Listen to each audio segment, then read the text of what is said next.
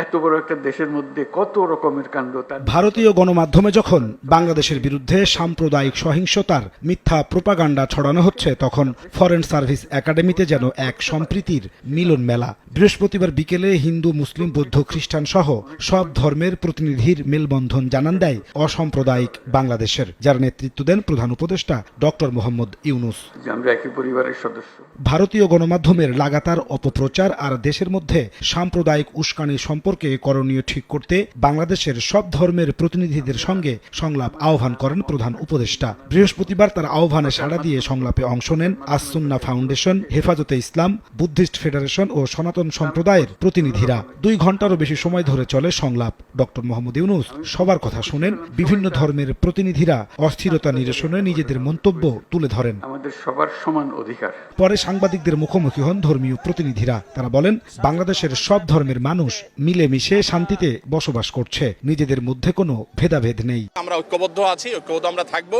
আমাদের হিন্দু, মুসলিম, খ্রিস্টান, বৌদ্ধ সবাই ভাই ভাই হয়ে আমরা এই মাটিতে আমাদের প্রিয় দেশকে এগিয়ে নিয়ে যেতে চাই। তার মধ্যে কোনো বিভেদ নেই। যারা করছে তাদেরই লোক ওখানে বসে এই প্রোপাগান্ডাটা ছড়াচ্ছে। অন্তর্বর্তীকালীন সরকার যাতে রাষ্ট্র পরিচালনা করতে ব্যর্থ হয় সেই ব্যবস্থা করতে চাচ্ছে।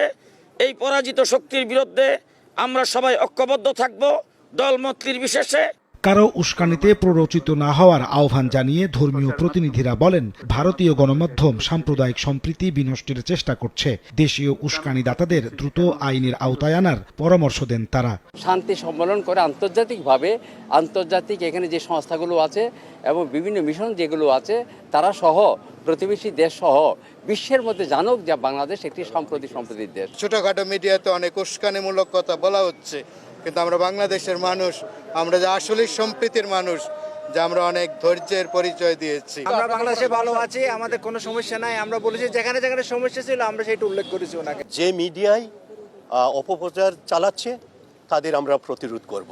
পরে উপদেষ্টা মাহফুজ আলম জানান, ভারতীয় অপপ্রচারের জবাব সম্প্রীতি দিয়ে দেবে বাংলাদেশ। ইতিমধ্যে বেশ কিছু পদক্ষেপ নিয়েছে সরকার। অল্প দিনের মধ্যেই তা দৃশ্যমান হওয়ার প্রত্যাশা তার। শেখ হাসিনার নেতৃত্বে যে fascist government, Awami League government যে গণহত্যা চালিয়েছে, এটা স্বীকৃতি আগে ভারতকে দিতে হবে। ভারতের সাথে সম্পর্কের ক্ষেত্রে অবশ্যই তাদের যে মিডিয়ার যে ভূমিকা, এটা আমরা বারবার যখনই আমাদের কথা বলার সুযোগ হয়েছে আমরা তাদেরকে তুলেছি। এটা আসলে দুই দেশের বন্ধুত্বপূর্ণ সম্পর্কের জন্য হুমকি স্বরূপ। শান্তিপূর্ণ বাংলাদেশ গড়তে সংলাপ চলমান থাকবে বলেও জানানো হয় বৃহস্পতিবারের আয়োজন থেকে। অবশ্যই আছে।